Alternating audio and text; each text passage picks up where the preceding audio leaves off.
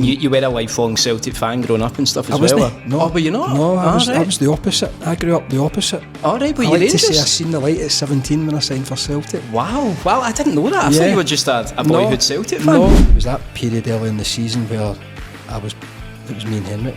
Obviously, just talking about Tommy Burns, an absolute legend of Celtic. What was he like as a person, as a manager? Amazing as a person. It's my first dealings with Tommy was under 21s. Did you think about or did you feel the pressure of stopping Rangers from winning 10 in a row?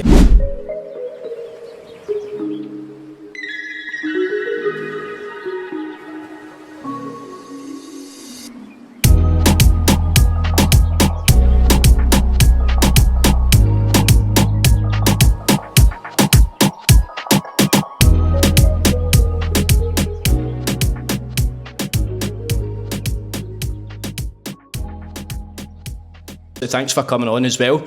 I can finally stop pestering you on Instagram about coming on. We'd cancelled about 3 or 4 times, so it's fine. No, that's absolutely fine. And also as well, just to put it out there, we're not related in any way. Everybody that I've told you're coming on, it's like, is that your uncle, your cousin or something? Right. But no relations whatsoever. But I've been really excited to obviously have you on. You're my first ever ex-professional football player. Right. And I've also obviously been a season ticket holder at Celtic for about 20 plus years. Cool. My dad was the one that got me into it, thankfully, so I've been going to the games since I was a bit. Does he still go? Still goes, yeah. He watched you obviously in the 90s, so it's a bit of a kind of crazy full circle moment, to be fair. My dad, he has followed Celtic home and away all his life. Everywhere. All the away games everywhere. Brilliant. Got me into it when I was about 4 years old. We actually sat where the Green Brigade now sit before they came over, and then they started to congregate over.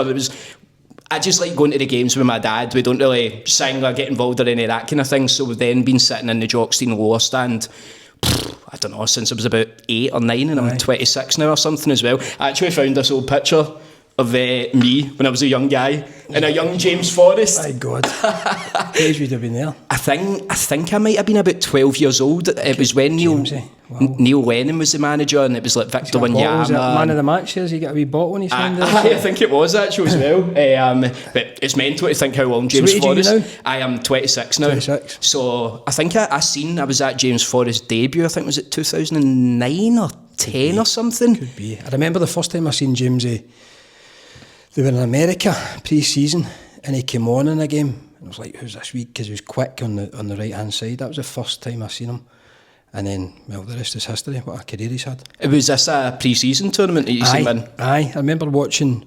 I'm sure they were in the States. Don't know who they were playing, but it sticks in my mind because he's came on. Obviously, you're looking at the young players that come through. There hasn't been as many in recent times, but he came in and he kind of caught the eye because he was quick on that right hand side. And he's stayed there ever since. It's crazy. Have you had any kind of dealings with him? Or? Briefly, now and again, like the golf. I think it was his golf day actually, up at Calfkin Braes a couple of years back maybe. Now and again, but you don't. I do Celtic TV, or it's Celtic Player now. Yes. Are we on here? Are we going? Yeah, we're going. Yeah. Celtic Player, as it's now called. Mm-hmm. And people seem to think you get to meet the players and the managers. Ange Postecoglou's tenure, I never met him once. Did you not? You turn up on match days, you go to the place where you're meant to go, it's usually the studio behind the goals, or if you're in the centre stand commentating, or sometimes trackside, and do your job and then you go home.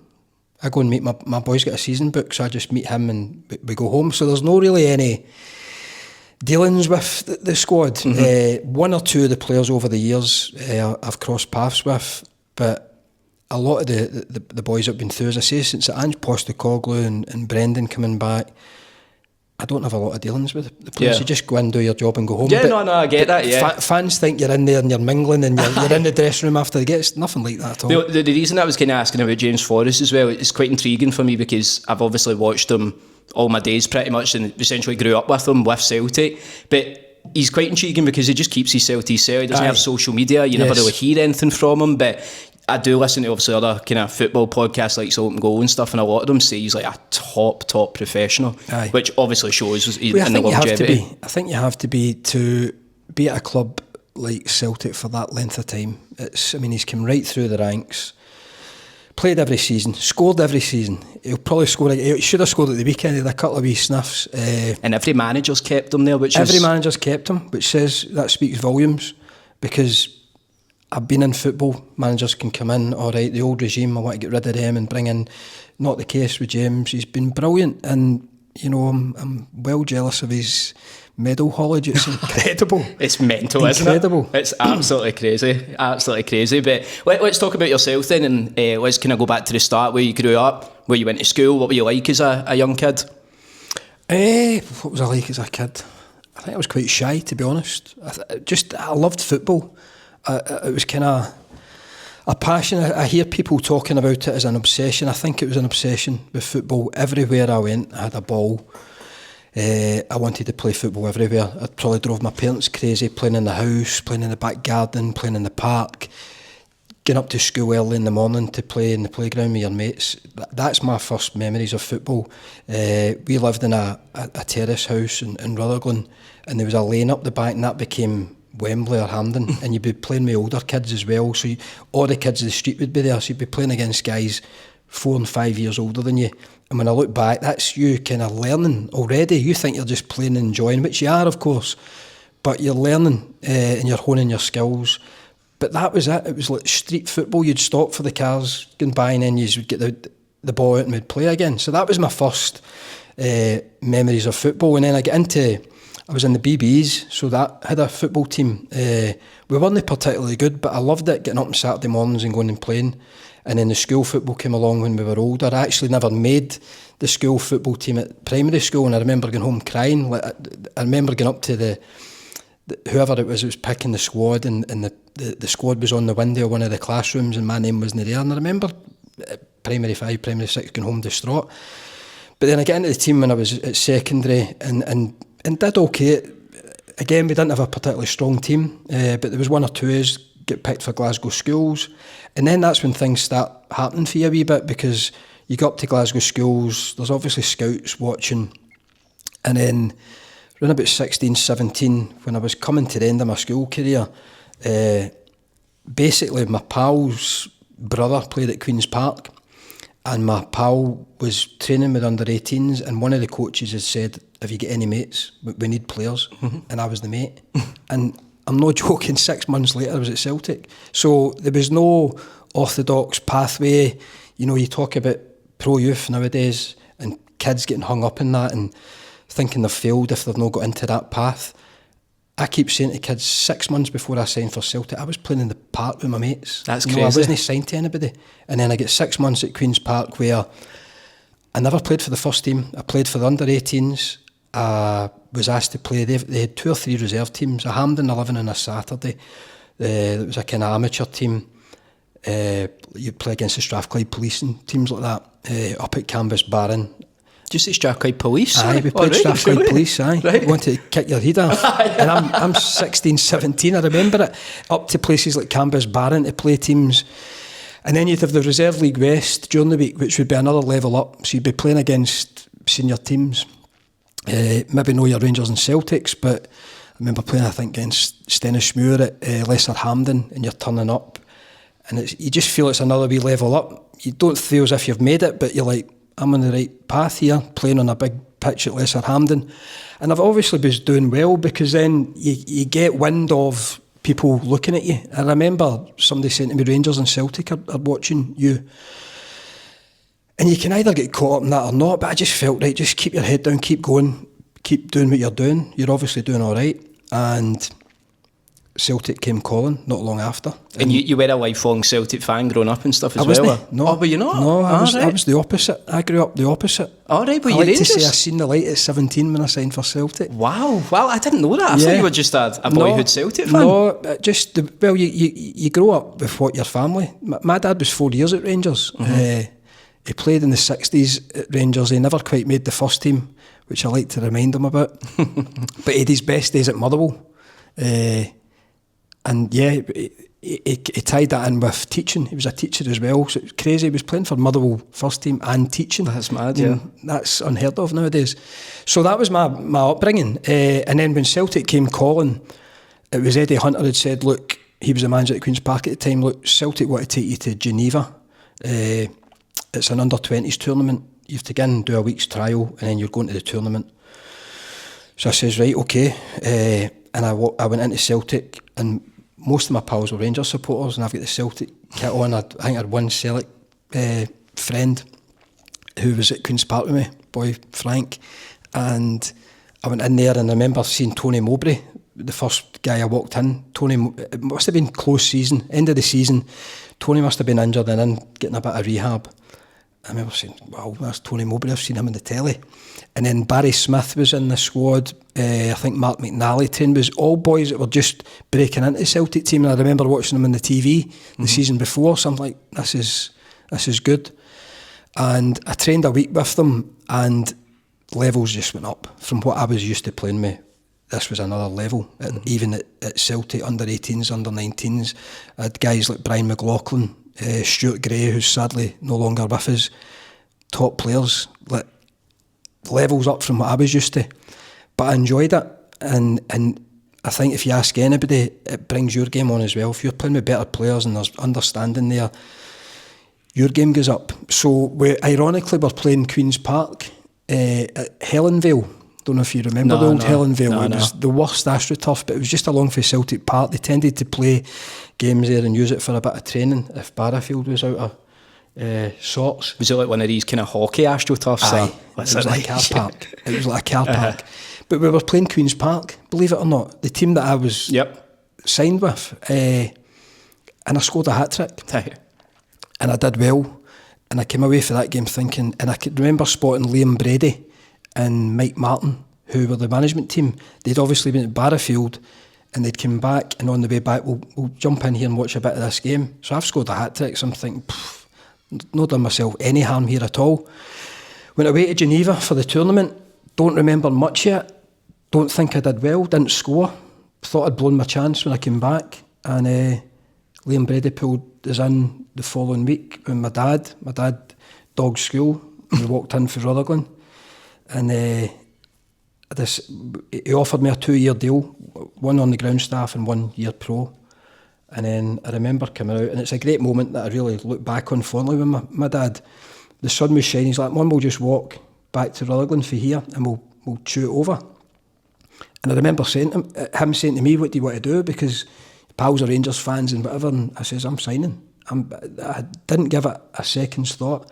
I thought, this is what I've wanted to do since I was a kid. Professional footballer, Celtic Football Club of Cairncon, I'm signing.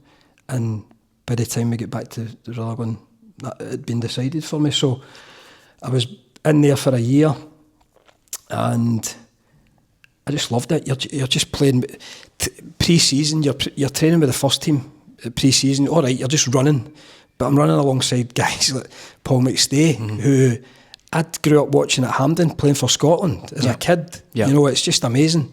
And all these types of players, Charlie Nicholas. And then not long after that, you're playing alongside some of them, because back in those days, the reserves it was a different setup. It was actually a good setup, because if Celtic were playing Dundee United at Celtic Park, the reserves were at Tannadice on the same day. There'd be a bit of a crowd there, and you're playing with pros, because the squads weren't as big. So it was maybe 2 subs then. So a lot of the first team squad that weren't involved would be at Tannadice. So I'd find myself maybe playing in a reserve team with 5, 6 first team players. And do you think that did add to obviously your development? Yeah. Totally. Yeah. Totally. And listen, I don't have the answer for it nowadays, but I can only talk about my upbringing and my experiences, but that helped tenfold, because you're also playing against guys in the other team who are first team players. And the one that sticks out for me, we went through to play Hearts reserves at Tynecastle, and Eamon Bannon was playing sweeper against me. Now Eamon Bannon, correct me I think you might be too young for Eamon Bannon, but he was a fantastic player at Dundee United when I was growing up. But he was an attacking player wide. I remember watching that team that got to the final of the UEFA Cup and went on a couple of amazing runs in Europe. Now he's playing sweeper. He never gave me a kick. No. So you're learning against guys like that, and I think just for your education. Then when you get to, I broke into the first team. So I signed when I was 17, and I broke in when I was 19, and the jump, I remember it was Lou Macari now in charge, and he's come over at Barrowfield, and he's given me the opportunity to train with the first team. Is this with the shooting drills? Aye. Okay, How do you know about that? I've got a question, because that's what I was going to say. I like to do my research, obviously, into all my guests. So, because you do have such an unorthodox way of getting there. Like, so I've got it all down here that you played with the Boys Brigade. Wasn't as if you just played in the conventional pro youth and went in there as well. And just if we could rewind a wee bit as well, because that's why I've been really excited to talk to you, because I'm coming from this side of things with no skin in the game in terms of actual having a playing career, but I'm a fan, and me and my friends have spoke, over the years, and we've had the conversation, would you sign for Rangers? And I'm the only Celtic fan in my friend group. So we've had the conversations of, would you sign for Rangers? Would you sign for Celtic? And even my dad, for example, he said, no, I wouldn't sign for Rangers. But I've always took the stance, well, I probably would. If they're the only kind of club coming in for me, it's a great, fantastic club, and you're going to develop your career. But it's just really interesting to actually speak to somebody that grew up as a Rangers fan that decided to make that switch. And then, do you then, I take it, just start being a Celtic supporter because you're at the club? Yeah. Yeah, you do? Yeah, and folk will find that hard to believe. Yeah. But see, when I look back on it now, I'm 51 now, and I look back, my dad was my big influence at football. Not once did he drive Rangers into me. Not once. Dalglish, Kenny Dalglish was the player, followed Dalglish. Now, Dalglish had already played at Celtic. He was at Liverpool by this point, and Scotland. He was my hero. Everybody of that era probably was, Kenny was their hero.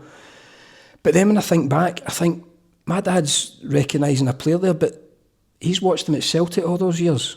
And then I find out that my dad was at the Celtic Leeds semi-final with my grandpa, who was a Yorkshireman, and they were in that Hampden, which had 100,000 plus. Yeah. And they were there that night. So when I look now, I think my dad taught me the appreciation of good football, regardless of the colour of the jersey, if you understand. Yeah. So the Aberdeen team at that time, I remember getting excited about them. They got to the Cup Winners' Cup, great football team to watch. I remember watching players like Strachan, Eric Black, Mark McGee, the Dundee United team that I just spoke about there. And then obviously when I get to a wee bit older, then you kind of lean towards Rangers because that's just your pals are doing. But when Celtic came knocking at 17, I did no hesitation. Yeah. And people find it difficult. As I say, I like to say I seen the light at 17. And I had a great education at Celtic. I was surrounded by brilliant players, a brilliant club, and probably my fondest memories until I left there. I mean, no disrespect to any of the other clubs I played at, but I was never at that level of football ever again after I left. My boys are all Celtic daft. Yeah. My oldest has got a season ticket. So certain people probably can't get their head around it, but for me it's pretty normal. I made a decision at 17. When you look back, I was a kid. Yeah. I was a kid, and I took a chance. I didn't really take a chance. I said I want to go to this club. They're huge. I want to go and try and make my way there, and I was fortunate enough to get in the first team. Yeah, no, I'm glad that you've said that. It's just, it's no disrespect to my dad, but whenever my dad answered that question, I'm just like, come on, like, you would sign for Rangers, do you know what I mean? But I think as fans, we obviously see it in a different way. Like, I would never do that, but aye, when push comes to shove, I think they would. And going back to Lou Macari then, because obviously I did hear a story that, was it you were waiting about after training doing shooting drills one day? The set up at Barrowfield in those days, it was 2 pitches. The reserves and the kids would be on one pitch, the first team were on the other pitch. Again, when I look back on it, good setup because you were there, you were in touching distance of the first team. You could see what they were doing, and you were aspiring to be. I want to be there. I want to work hard here and impress here, but I ultimately want to get there. But as a youngster, you've got chores and ground staff, so you're hanging about afterwards, waiting in the first team, finishing to clean up, picking bibs and cones up. Clean their boots and stuff? Clean their boots. And that doesn't happen nowadays, does it? No. I had 4 or 5. I think I cleaned Charlie Nick's, can't remember who else. His boots stick in my mind. But we were just killing time. So there's a supporters club there, it's still there, the Celtic Supporters Club, the big brick wall, and sometimes the goals went up there for finishing. We were just messing about, Stuart Cares in goals, and there was like a few young boys just taking strikes, and Macari walked over.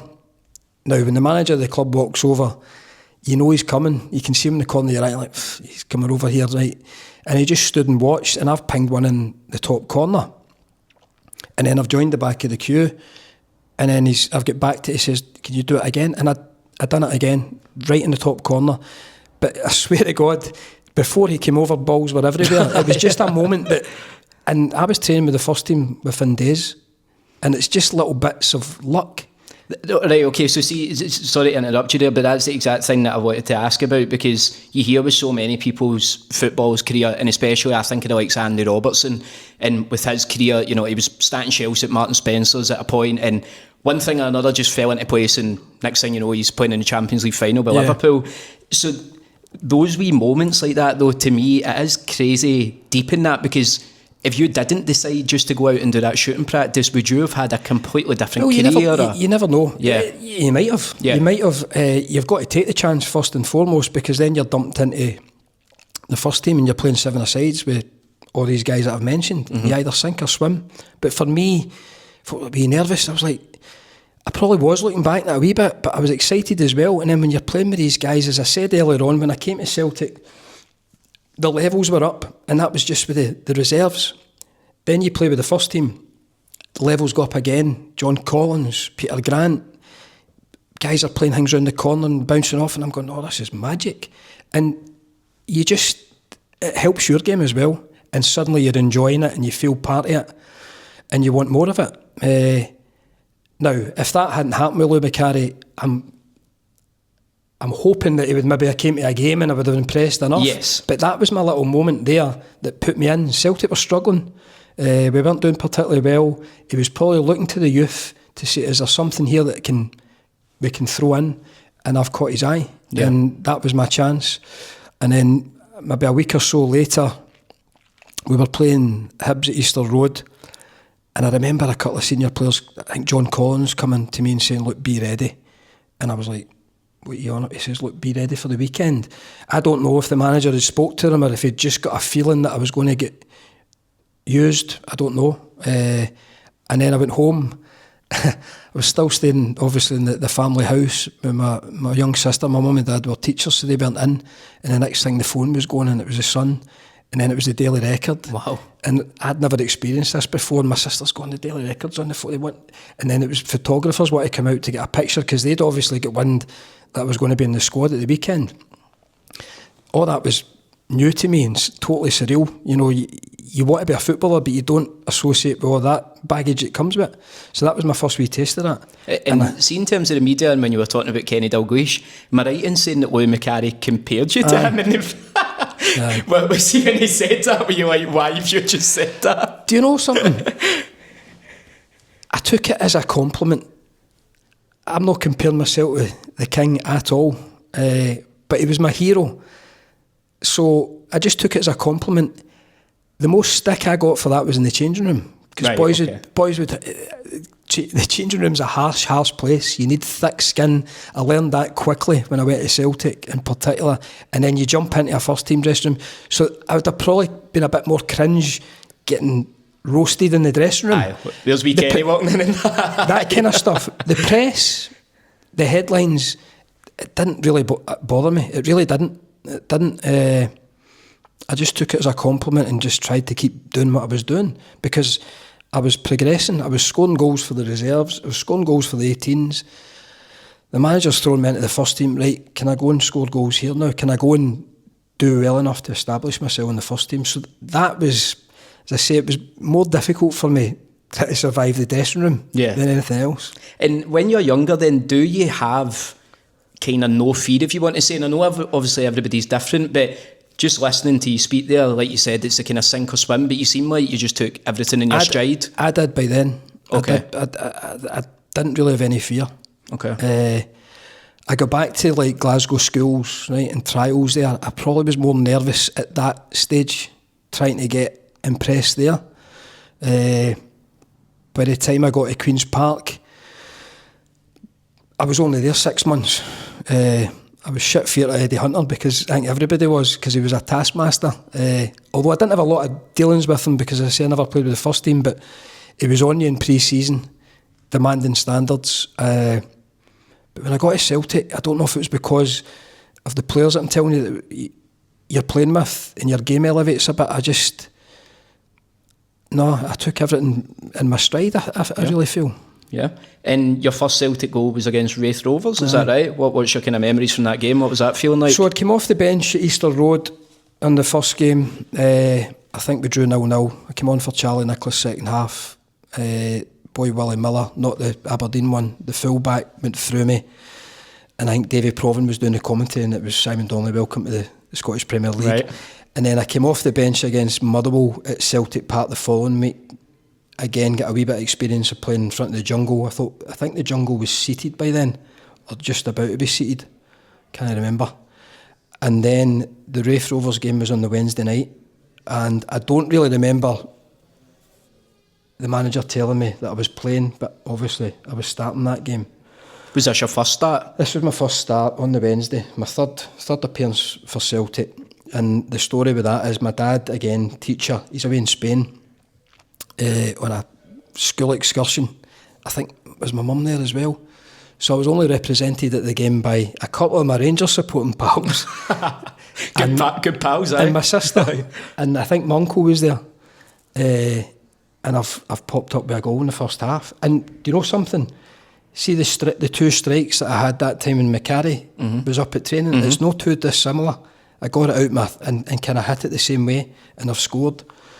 I'm thinking, this is amazing. All your dreams have came true. First start and I've scored. Was that a crazy feeling? Yeah, because obviously I'm just sitting here and like, this is a dream to me. Like, amazing. That as a professional amazing. player. And then the second half I've popped up, and I've seen highlights since, because the games weren't covered as much back then. So there was a lot of years went by that I couldn't find that anywhere, and I think I put it on Twitter, and I think Celtic actually found it. Somebody at Celtic found it, so I've now got the video of it. The pitch is terrible. It's like Weetabix. You've got a goal compilation on YouTube, you know that? Aye, there's a couple of guys that are really good that put the things up. I enjoyed more for my kids, to show my kids that their dad actually played for Celtic. So I scored a goal in the second half, and as I say, that's to score two in your debut.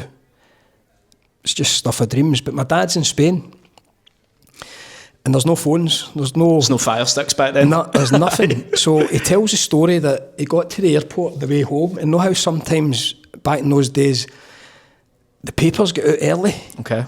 And he's picked up the paper, and I'm in the back of the paper. Wow. So that was how he found it. Wow, surreal. So it was amazing. And that season then I played I think I scored 5 goals in 10 games towards the end of that season, and I keep saying to people, I remember finishing that season thinking, this is easy. And I was brought down to earth the following year. We went to Hampden. It was the year that Celtic Park was getting done up. We went to Hampden, horrendous season. We really struggled. I struggled personally.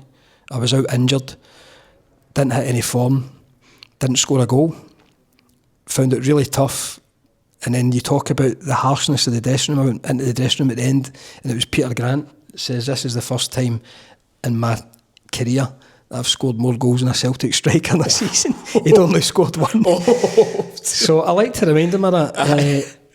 But that's the banter, that's the type of stuff. And I struggled. Whether that was, you're not the new kid in the block and players have got windy a wee bit and, right, this guy's not going to get the better of us this time. And I struggled, and it only took to the following year for Tommy Burns to probably see something in my game that say, look, I'm going to take you out the firing line of centre forward play, and I'm going to play in a deeper role. And that really, when I look back on it, you're talking about the Macari moment. That for me was a more important moment, because I could have just flopped. I could have been away there. That could have been the end of my Celtic career. But Tommy seen something in me. He says, no, I'm going to play in a deeper role where you can link, you can go in the play. You're not the biggest, so you're not going to hold big defenders off. But I can play in a role there. And it really gave me more strings to my bow, and it started my Celtic career moving forward. Well, my two kind of questions interlink then, because I was going to move on to Tommy Burns there, but he was the catalyst for moving position, and that was the question I was going to ask you, Simon Donnelly, as a player. What position would you say that you played? Because you did get moved about quite a lot around the front line, is that right? Folk asked me that, my kids asked me, an attacking player. Okay. An attacking player. I think I'm not going to lead the line. I'd play off. I like playing off like Sir Pierre. I certainly like playing with Henrik at one period when the year we won it. Got a couple of questions about him. There was a spell that it was me and him up front for 8 or 9 games, maybe 10 games, and it was just amazing. But I liked playing on that right-hand side in that Tommy Burns team when it was just a 4-4-2, a basic 4-4-2 back in the day. Good balance. We played a lot of really good football out with the team that won the league. It's my most enjoyable one because you were just going out every week and think we're going to batter teams here. Yeah. Ultimately, we had too many draws, but we only lost one game to Rangers and never won the league. Yeah, it's any other season that team's winning the league, but unfortunately, we were up against a super strong Rangers team at the time. Yeah, and I've got a question about that, but first of all, I'm going to try and make you think a wee bit here. If there's a player in modern football today, who would you compare yourself to? So obviously, I'm going to make you maybe feel a bit old here as well. I was born the year after you left Celtic, so obviously I didn't get to see you play. Yeah. But if you could compare yourself to, and it could be any level, a similar player, similar style. God, that's a good question. It's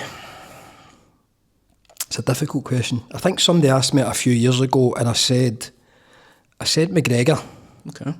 But at that time Callum was playing further forward. He kind of played out wide and stuff at the start, yeah. Callum's played, I think at the start of his career, that kind of getting on a half turn and threading things through. I think he's got that ability. So I'd said that at that time. He's obviously got on to play in a deeper role now.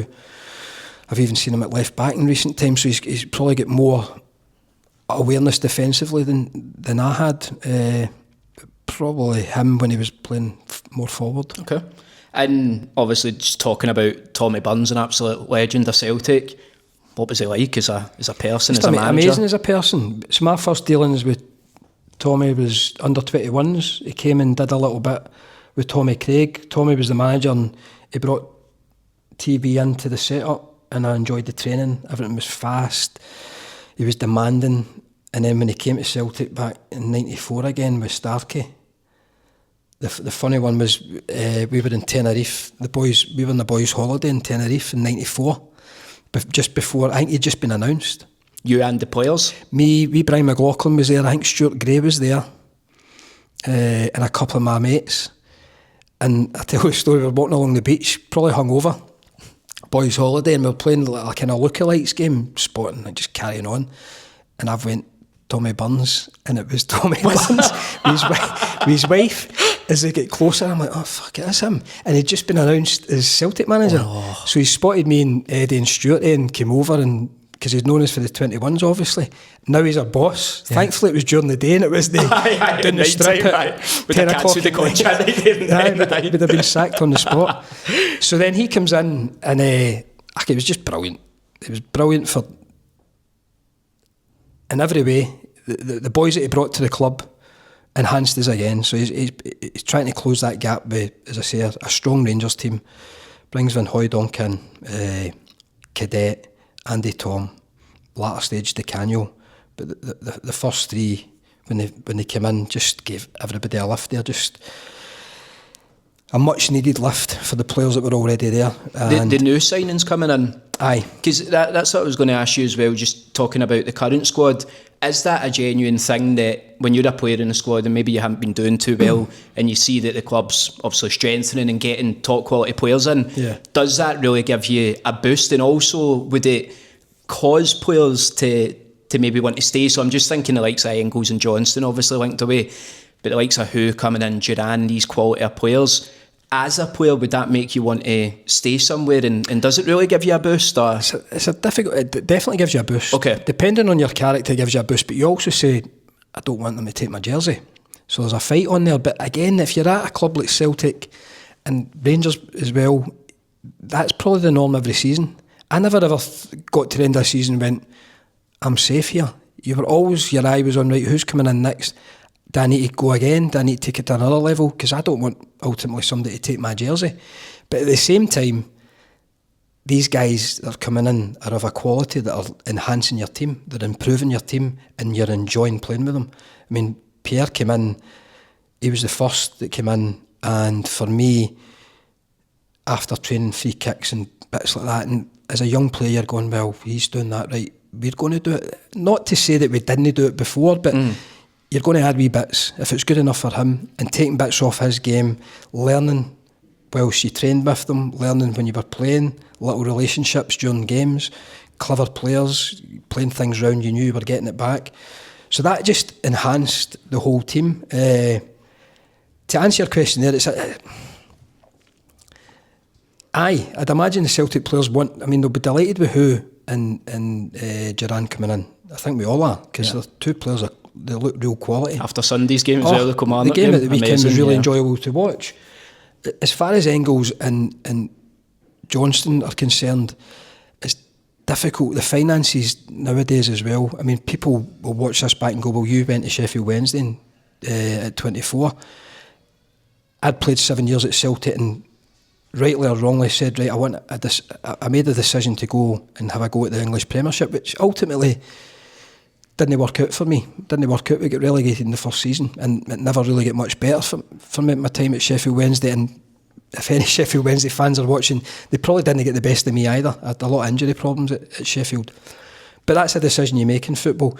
These guys at the moment, they're on the cusp of potentially getting another Champions League. Are they going to get that at an Everton or wherever they're going? No.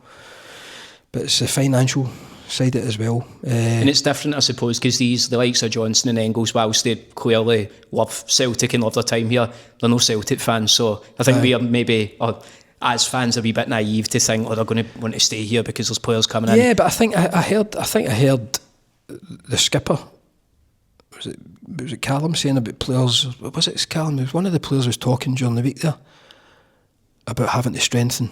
It might not have been Callum. Can't remember who it was. Mm-hmm. So they ultimately are looking. I mean, last year they were brilliant in terms of what they achieved, but it was a hard season. Yeah. You know, I mean, it was really hard as a season as well. I thought 98 was getting over the line, and the last day was hard, but last season's probably surpasses that. 4 managers, if you count Martin twice in a year.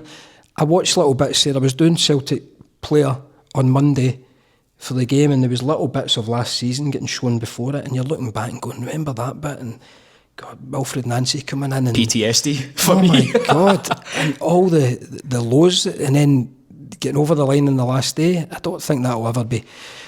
But I think Martin and his staff squeezed everything out of that squad that they potentially could. They get every last little bit out of it.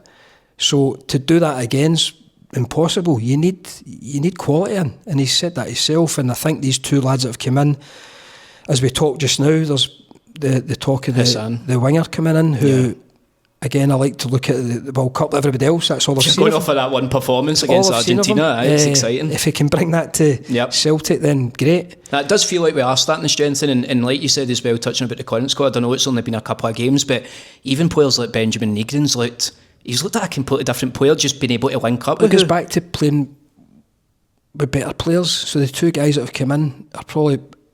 I liked Tinny actually last year. Obviously when he played, I think he's got a lot of quality. I said that for the start. But his fitness at times was struggling. So these 2 boys have come in, they look the part. Yeah. I know it's early days and who scored the hat-trick, but I seen him last year. He's established goal scorer at Bodo Glimt at a good level. And I like the boy Duran as well. Yeah, I think if we can get him more central. I felt a wee bit for him not getting his goal the other day. It was a great assist. Yeah, he did have a great assist, and he obviously hit the crossbar as well. And I think when he gets substituted off, I think he kind of took his wrist straps off and threw them down, because a fan shared the video. But I just thought, because I seen a fan. You're never happy to get taken off. Aye, and he's probably just annoyed himself for not getting a goal, obviously as well. There was nothing in that. Aye, and I do feel a wee bit for him, because obviously he was flying pre-season and the big man's came in, so it's about trying to work the 2 of them into the team. To see how they manoeuvre the team once they get the squad the way they want it to look. Yeah. Because I feel if he can get in between the sticks, run about, he'll be a real threat. I love it, and I hate how reactional Scottish football is, because obviously after his first game, I was at the game on Monday, the opening game of the season. There's just so many people, I'm not saying Celtic fans, but Scottish football and media. Duran? No, with who, obviously. And listen, the big man didn't have a great start, but I'm just saying, it's his first game. You've got to give him one game at least. And on another night, he could have walked away with 2 or 3. Well, that one, especially in the second half and stuff as well. Get his feet right. Aye, you've got to give them time, obviously. But going back then, just to touch on, obviously, that 95-96 season, that must have been a strange feeling, obviously, only losing 1 game, but still losing the league. And it was against, obviously, a Rangers super team, wasn't it? Laudrup, Gaza, but McCoy. Too many draws. I can't really remember specifically, but I remember, I think it was 11 draws and that. It's just far too many in the end for us. There was things that season though as well. I remember us going to Dynamo Batumi in the UEFA Cup or whatever tournament it was, Cup Winners' Cup maybe. And we played on the Thursday and then we had to fly back and we played Motherwell at lunchtime on the Saturday. Just wee things like that I think we maybe dropped points. But we were up against a strong Rangers team. You can't get away from that at all. Any other season you win it. My one wee regret for that is I think Tommy Burns deserved to win a league as a manager. I think what he did coming back for a team that had no success since '89, which is unheard of. There'll be fans out there, young fans out there, that'll be like, what? All I've seen success pretty much. They much. hadn't won in 6 years to the 95 Scottish Cup, and you could see that when the likes of Peter Grant and Paul McStay, Tommy Burns, Billy Stark had all been in the 88 team. You could see what it meant to them that day, the relief and the emotion at the end of it. And then he was building a team there, and I feel he left. It was unfortunate. I think the Falkirk semi-final where we drew and get put out in the semi-final, the replay kind of cost him his job. But where he brought that team to where he left it, was probably the start of the team that went on to kind of build to win the league in '98. Yeah, and we'll touch on that as well. So in 1997, you scored a penalty against Liverpool in the UEFA Cup, and at that point, I think you put Celtic up 2-1, then McManaman scored a wonder goal. What is your kind of memories of that game, and did you feel any sort of pressure having to step up and take a penalty in such a big game? Well, that season had started, so that was Vim's first season. That season had started with 2 defeats. We get beat at Easter Road, and then we get beat against Dunfermline at home. And folk would have been crying for Vim's head. Yeah. We maybe didn't have the social media as we do nowadays, but folk would have been going, get this guy out. Aye. So we were going up to McDermott Park on the midweek for a cup game, League Cup game, which wasn't the perfect place to be going on the back of 2 defeats. But I scored a penalty to take us through. And we get the penalty, it's either late on in the game or maybe extra time, I can't remember. And I've just went, I'm taking it. Because people say, why were you in the why was Henrik not in the penalties then? But Henrik just came to the club. I can't even remember if he'd have started the game. He might have, but I've grabbed the ball. So the kind of rule back then was if you score, you're on them. So that was me on the penalties. So we went back up there and we beat St Johnstone on the Saturday again. Darren Jackson and Henrik scored 2 great goals. So that was us off and running. And then we played a team called Tyrrell in the round of Europe. Now Vim, wherever we were, Cameron House, or I think it was Cameron House, Darren Jackson was playing.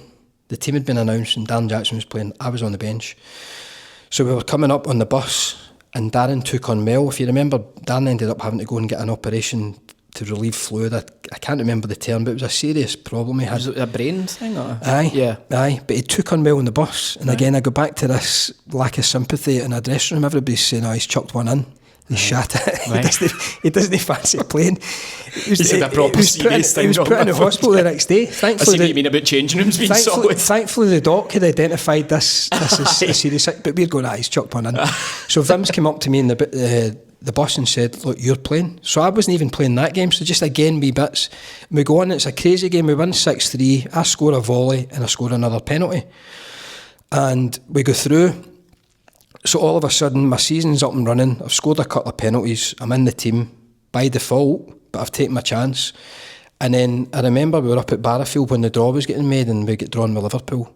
Now, me growing up, Liverpool were my team with Dalglish. Yep. So I was like, this is amazing, but I want to be playing.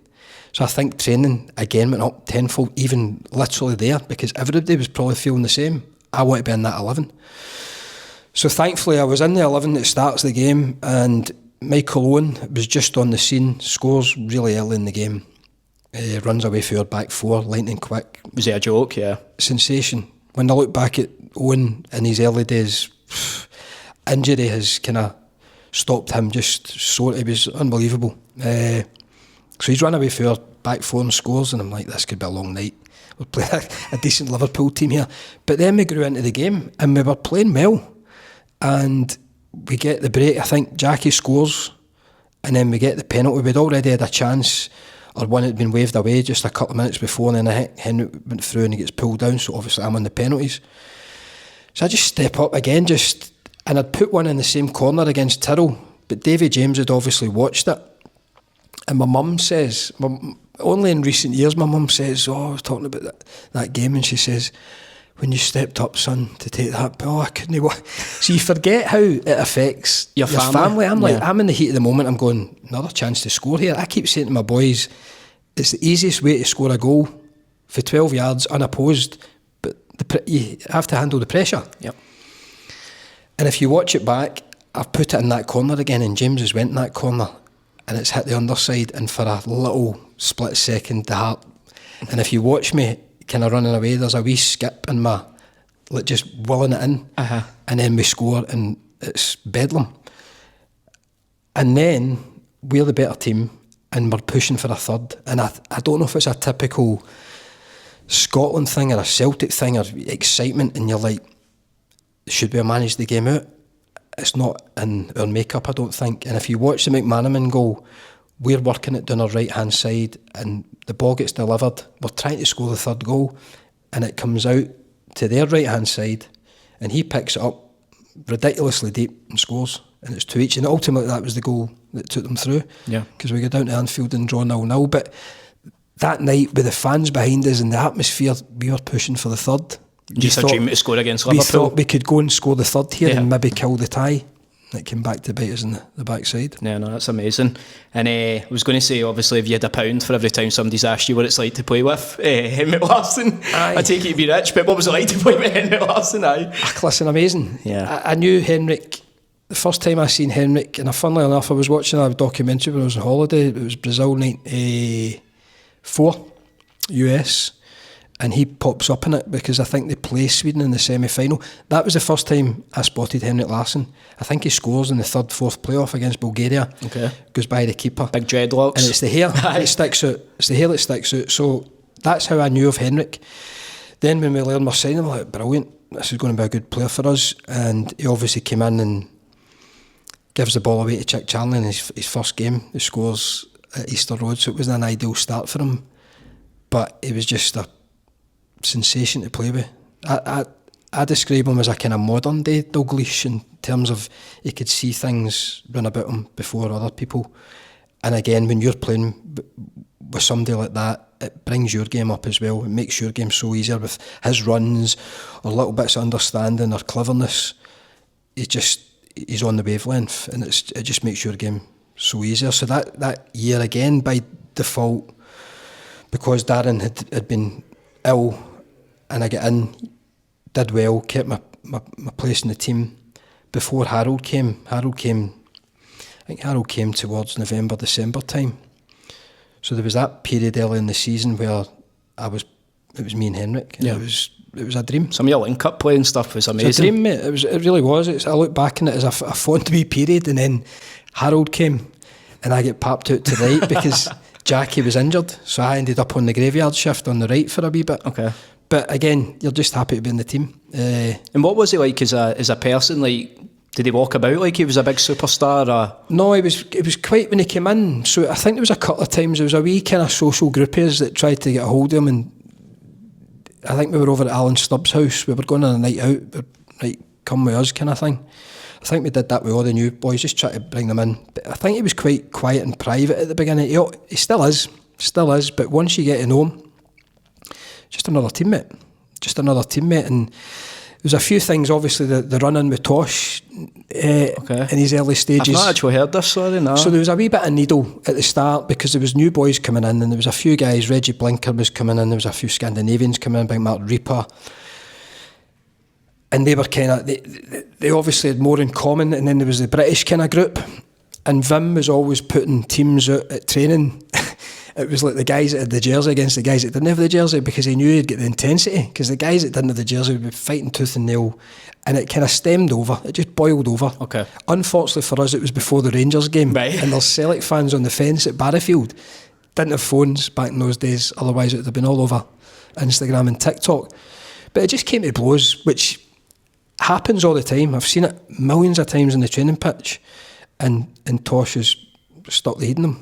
And Proper headbutted him, Aye, and I had his blood on my bib. I was that close to him. I've said I should have kept What, you that. Larson's blood? I should have kept that bib. Just about to say get up on eBay or It'd have something. been worth a few quid. My dad probably would have bought it. That was the proximity. But no sooner had it happened, and see, as a squad, I think we almost came to the agreement after that it broke the ice. Maybe we almost broke his nose, but it broke the ice with the team. It kind of just get rid of anything that was kind of lying there, and we kicked on for that. And obviously Tosh felt bad about it and apologised to Henrik, and we moved on. It was just an unfortunate incident, but I think it was Vim's way of trying to get that intensity at training, but it definitely cleared the air. Yeah. And then, so this is essentially the biggest season of your career, isn't it? What was it like walking about, or did you think about or did you feel the pressure of stopping Rangers from winning 10 in a row? Yeah. Aye. Well, the Liverpool games, you've got to remember I don't think there was transfer windows, so there was players coming in all the time, and I think there was. Could you? You could just. I think so. Okay. I think there was 7 or 8 players come in, because obviously Lambert came in between August and Christmas, and Harold came in, so I don't think there was the transfer windows of now. Yeah. I might be wrong, but they came in through, so there was like a kind of revolving door. Boys were going out, new players were coming in, we were trying to gel. We'd lost the first 2 games. That wee European run to the Liverpool games, and even going out to Liverpool in away goals, I think gave us confidence, thinking we're actually not a bad team here. Yep. Burley was beginning to play in the middle of the park, and I remember looking around going, we've got a team here that can go and compete. So that confidence was building, and then we just grew from strength to strength. I think there was certain games that were pivotal. The Rangers game at New Year, I think if we'd lost that, we would have fell 5-6 points behind.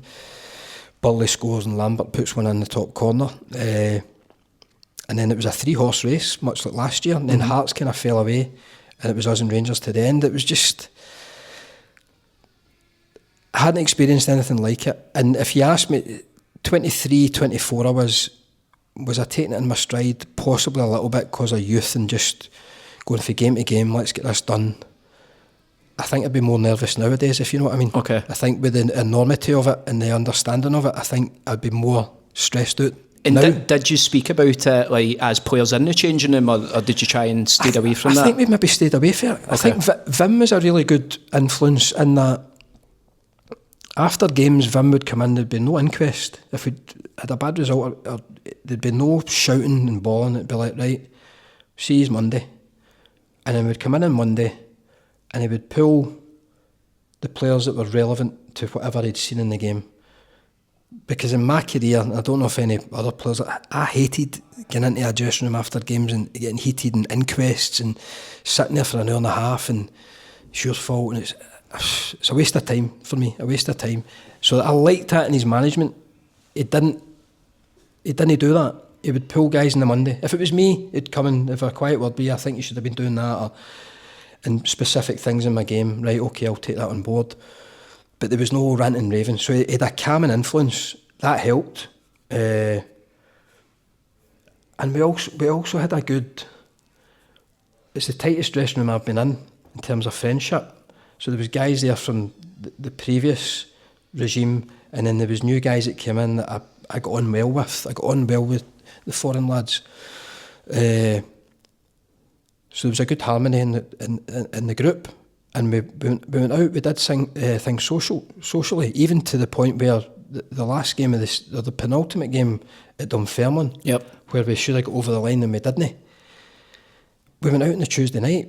The skipper, Tom Boy's like, we've been doing it all season. We're going to treat the week as normal. We went for a Chinese and a few beers. Nowadays that would have been... Can you imagine? 4 days before potential chili chicken and pints and that. Man, it would have been absolutely nailed. But I get it, you wanted to just keep it natural, His thought was, we're doing a normal week. And we did a normal week. And then we went out and done the job. But on the Saturday, albeit it wasn't plain sailing on the Saturday, because we got to go early doors and we couldn't get the second one till later on. But then it was relief. I think if you ask any Celtic player, staff, fan for that time, relief was the emotion at the end. Yeah, and that's why I was wanting to ask you, because with me and my dad, it's like two different generations of Celtic fans. Was your dad on the pitch?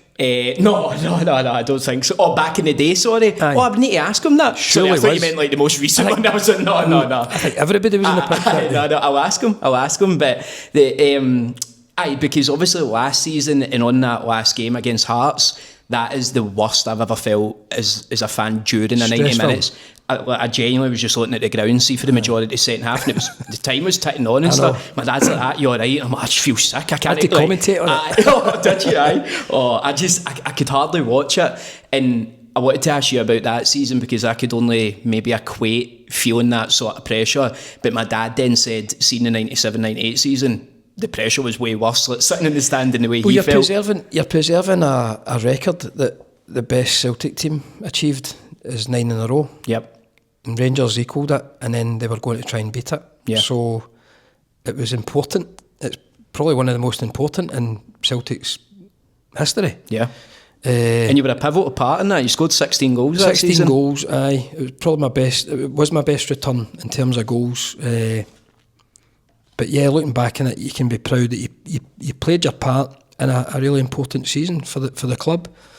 But going back to that Dunfermline game, I remember getting on the bus after it, and I think everyone to a man was like, "Can we play St Johnstone tomorrow? You know, we've got to wait another week here. This is torture." Yeah. And the fans would, because I remember going through East End Park that day in the bus, and everything was green and white. It was a sun-shining day. It was as if every Celtic fan, because if you remember, Kilmarnock had beat Rangers at Ibrox the night before. Okay. They'd scored late on, and it all of a sudden was in our hands going to that game, and that was the first time it had been in our control, and we messed up. We didn't get the win that was needed, so we were just desperate for the next Saturday to come round to try and put it right. And obviously it all ended well, but just talking specifically about the Dunfermline game, you obviously scored the goal that would have stopped Rangers 10 in a row, etc. Were you gutted after that? Aye. You were. Okay. I know it's such an obvious question, but Listen, from a selfish point of view and from my family's point of view, there'd have been nothing better than my goal to take over the line. And like, you're only human. 10-15 minutes of the game left, I'm thinking, my goal's going to get us over the line here. And then you look at their goal, and for years I blamed Gouldy. it was Craig Falconbridge. Aye, it was Craig Falconbridge, who wasn't even a Dunfermline player. He was on loan for somewhere. Wasn't even a real Dunfermline player. Do you want to set up a wee boxing match between you two here? Well, he's much bigger than me, but the goal's shit as well. But for years, it's funny how you put things in your head. I was like, what's Gouldy doing? But it's actually not really Gouldy's fault. It's just one of the goals that happens, a mad loopy header that drops in, and we're like, oh, I can't believe it. So, but everybody, you know, the scenes the following week was pretty special as well. Even though in lockdown I watched that game back, the full Celtic St Johnstone game, and you can actually see the nerves kicking in. So Henrik scores early. Normally in those days, if an early goal goes in 4 or 5 minutes gone, it's a 4-0 shot. Yep. You're running over St Johnstone. But with everything that was going on, and we were actually playing all right in the first half, creating chances, couldn't get the second goal. And then they have a couple of wee chances. I think Gouldy makes a couple of saves. And then you can feel the stadium know the score at Tannadice with Rangers. They know the score. You can feel it. And we're getting nervous and misplaced passes, and the game's going to pot in the second half. And I joke, Vim did the right thing. He hooked me and put Harold on. But you could see us effectively getting nervous. That's 1-0, and then if they score. And you can really feel that pressure from the crowd, yeah. I felt it, and I think the boys, watching the game, we all felt it. Mm-hmm. And then we work a brilliant body to Jackie on the right hand side. You can see it now, plays it in right into the stride of Harold, and he slots it. And that was at the moment where we were like, we've won it. Just elation after that. We've won it. I jumped on John Clark. He was a kitman at the time, and I nearly took him down. And I wish I've never found a photo of it, because it must be a belter. Yeah. I've jumped on. He's managed to hold me. The two struggling, and all the footage and the photos, I've never actually picked one out. It would be a nice photo, that. Oh, it's amazing. It's amazing being able to sit here and speak to you, and you know, like I said, playing a pivotal role and stopping Rangers 10 in a row. It's crazy. And then in the same year, obviously, you then went to the World Cup with Scotland. Aye. Obviously, you didn't get any kind of minutes with it. What was that experience like? 'Cause I take it would have been amazing to go over to the World Cup. Yeah. But then frustrating, obviously. Yeah, it was the best free holiday I've ever been on. I like to describe it as. But obviously, because I've done well in the season, it's got me into that squad. And there was 7 or 8 of us went from that squad. And my experience of Scotland up until then, with under-21s, and it was the opposite. It was the Rangers players that were in the squad because they were doing so well, and it was dominated by them. So this was a wee bit unusual that the squad for 98 had 7 or 8. I think Andy Gorham pulled out in the end, and Goldie became either the 7th or 8th. So it was a familiar club feeling for me because my teammates were there, and it was good to see us all going together. And we went to the States to warm up. We played Colombia and the US, and I get minutes. I came off the bench in both games. I can't really remember how I did, to be perfectly honest. Obviously not well enough to get quoted for the finals. But we go there and you're hopeful, you're in a squad, and everybody's on the bench, so you feel part of it. You feel as if you can at any moment be on the pitch. And the first game we come out with the kilts on, it was a well-kept secret, no social media. That was a really good moment. Family and friends in the stadium, and you're coming out. The Brazil players are looking. Aye, what are they wearing? What are these guys Aye, wearing? aye, aye. And then just standing in the tunnel with them and Ronaldo. And I mean, that was a brilliant Brazil team that if Ronaldo hadn't taken, they might have beat France in the final. Is that just mental standing next to these players? Mental. Because see wee things that I remember, he had silver boots on. Back then it was all black. I remember just transfixed in these. It was T90s or something, weren't they? These silver things on. I'm like, what is he wearing? Aye. It looks magic. And the Brazil, you're growing up watching all the Brazil teams and they players. And we actually did all right in the game. They score a corner and an OG. We do okay in the game, but I don't go on. And then we moved to the next game. It was at Bordeaux, Norway, and Bruni tweaked the team. I think he put Burley in the middle of the park. Burley had scored 16 goals as well from midfield. And I remember him being a wee bit peeved that he was getting stuck on the graveyard shift. He's like, I want to play in the middle of the park. I've scored, and I think quite rightly, scored 16 goals from there, midfield for Celtic. Pops up with a goal, sure enough. But we only get a draw. And then we get into the Morocco game. And I don't think we, the team, dismissed Morocco, but I think as a nation we go, it's Morocco, and they battered us. Again, I've watched the goals back there, horrendous as well. But from a personal point of view, we got told to go and warm up. The way I remember it, and this is a funny one as well, the way I remembered it was we had one sub left, and he's called us back in and put Scott Booth on, and I've kind of sunk down in dismay. I'm not getting on. But then I was talking to somebody about it. Was it my brother-in-law? And he googled it. He only used one fucking sub. Oh, did he? in that game, he only used one. I had in one? my head that was the last sub. Aye. So we were talking about it, and I couldn't remember what time, and we were looking for some of the detail, and he's googled it, and he's went, Sid, he only used one sub.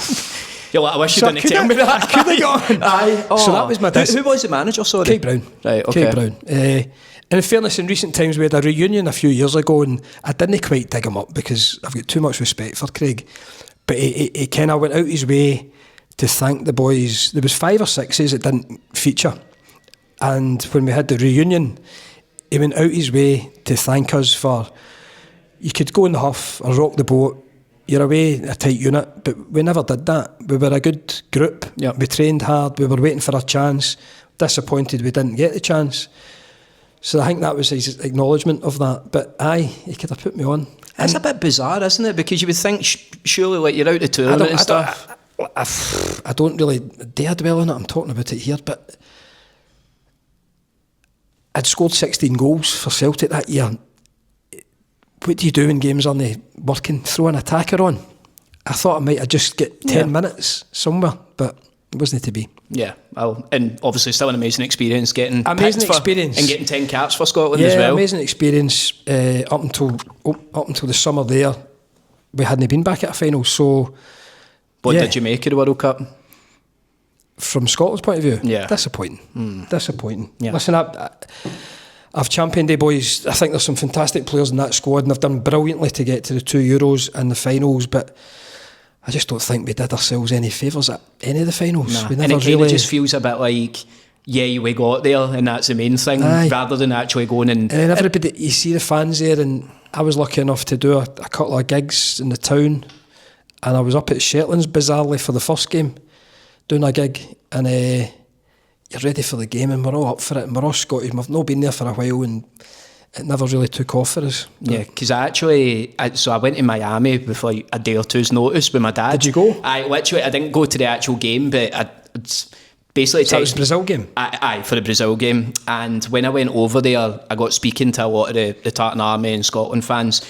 And obviously I want Scotland to do well, but I wouldn't say that I'm big into it the way that these guys are. And I feel like the majority of people that I spoke to out there, they were fans of other clubs, so like Falkirks and Dundee United, that probably never get to experience football like that as well. And see, when you hear and you're speaking to these guys that have spent 25, 30 grand like to go to all the games and to not even utter a good performance. It's difficult. Although I think they had a hell of a week in Boston by the looks of it. I think they did.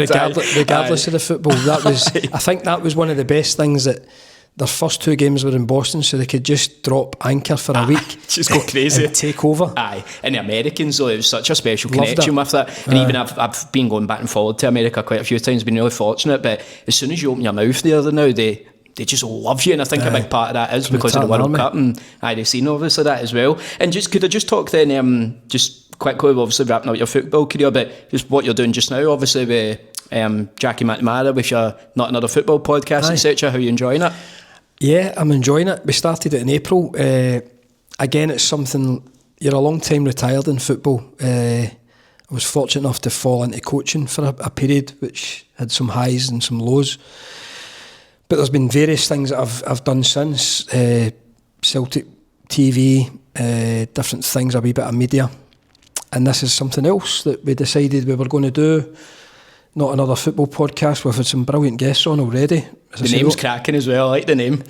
Well, we wanted to kind of do something that was maybe not another football podcast, if you know what I mean. Aye. So I'm quite into my music, so I want to try and get some bands on. We've had a band, Gallus, were on one of our first guests, which was a good episode. I want to try and get some more of that, but we've had comedians on, we've had actors on. Ultimately, it falls back to football because that's what we know. But I was saying to you just before we came on this, the dynamics of having to lead is so different to you leading here. Yep. It's something new. And I have to take my hat off to people that do it, because it's a bit of an art. Yeah, we were speaking about that because it is quite. Maybe a lot of people would think, you're just sitting having a conversation, but you're constantly thinking of the next question, but then trying to think of something you maybe said. I'm thinking, is the conversation going to do? What am I going to ask next? See, it's totally different. So we had Neil Lennon on as our first. He's still our most popular, most viewed. Mm-hmm. We had him on as our first, and he was brilliant. But he sat down at first, and I said, no pressure. And he went, no, the pressure's all on you too. And he was right. Your ass collapsed. He was right. So it's something, again, that you just have to get used to the more you do it. But it's taxing at times because you're constantly, right, next thing. Don't get me wrong, if there's a few on that you have to try and shut up. I'll not mention it. But we've had some really good ones. And the exciting thing for me with it is, where do you go next? What door opens next? Who can you get on next? It's we've had a chef it? with Tom Kitchen on telling me how to make French onion soup. I think I'm an expert at French onion. He was giving me wee tips. So there's bits like that you're pinching yourself going, I never thought I'd be sitting here with a Michelin star chef, giving me tips on cooking. So what door opens next for us? So we're looking forward to seeing where it goes. Well, it's super exciting. And you've been really good friends all your life, haven't you? Just from, we first roomed together when we were at the 21s with Scotland. That was the first time I met Jackie. We went away to the Toulon tournament, and he was at Dunfermline at the time, and he asked me for my boots at the end of the thing because his family were all Celtic supporters and I'd just broke into the team. So I'd like to rib him about that for a wee stage. But we've just been good pals. Our families all went on holiday together. We had a holiday place in France for a few years. We've been through all the highs and lows together as family really do. Yeah. He's a great friend, so this is just another thing that we're doing together, and hopefully it'll work out. Yeah, no, superb. And just one last question as well, just where has your passion for music came from? Because you love it, don't you? Just from school. Okay. From school. So see the guy invited me to Queen's Park, my mate, who went on to be my best man, Brian, and I was his best man. His brother who played in the Queen's Park team, he had good music taste. So when I was at school, it was, well, in my opinion, good music taste. Stone Roses and all the Manchester indie stuff. So I'd have been 14, 15, maybe a wee bit younger, and I got into it there, and I've loved it ever since. But in recent times, we've had different ventures, so I'll no touch on it, but we tried to have a project with a bar at one point, which never worked out. But I wanted to get live music in, so I was looking on social media at all the young up-and-coming bands, because I quite like the idea of giving them the platform to go and play. So through doing that, I've kind of followed all these different bands, and I've kind of went and seen a few of them. Mark Sharp and the Bicycle Thieves, the Snuts I went to see, and hopefully they'll come on our podcast. Yeah. So that to me kind of floats my boat a wee bit, because the football's the norm. Going and talking football has been the norm for me for so long, so to get people like that on, be a bit interesting. Yeah, no, you're super passionate about it. And just last question then, one highlight, what's the best moment of your career? If you could nail it down to one thing. It's hard to nail it down. As I say, I don't want to be disrespectful to the other clubs. The other clubs I played with, I really enjoyed, and there were some good players and some good moments, but Celtic ultimately was my high. Yeah. So my debut for Celtic, walking onto that pitch and becoming a Celtic player, probably is up there in the league in '98, which led to the World Cup. They're probably, when I look back at my career, it's funny because it was 23, 24 there, that was probably my pinnacle. Yeah. Everything else didn't quite reach that height, so I'd probably say that. Yeah, and thank you so much again, obviously, then, for coming on. I No problem, really mate. enjoyed Sorry that. for cancelling No, so many don't be times. daft, it's fine. And just when you said there about guests on your podcast, and it's a bit of a full circle moment, a pinch me moment, it really is like that for me, obviously being a lifelong Celtic fan, and hearing my dad tell all the stories, and he really was home and away all through the 90s, no matter what and stuff. So, pretty crazy, obviously, having you on here. I really appreciate it, mate. Cool, Adam. Top Cheers. man, thank Pleasure. you so Thank much, you. mate.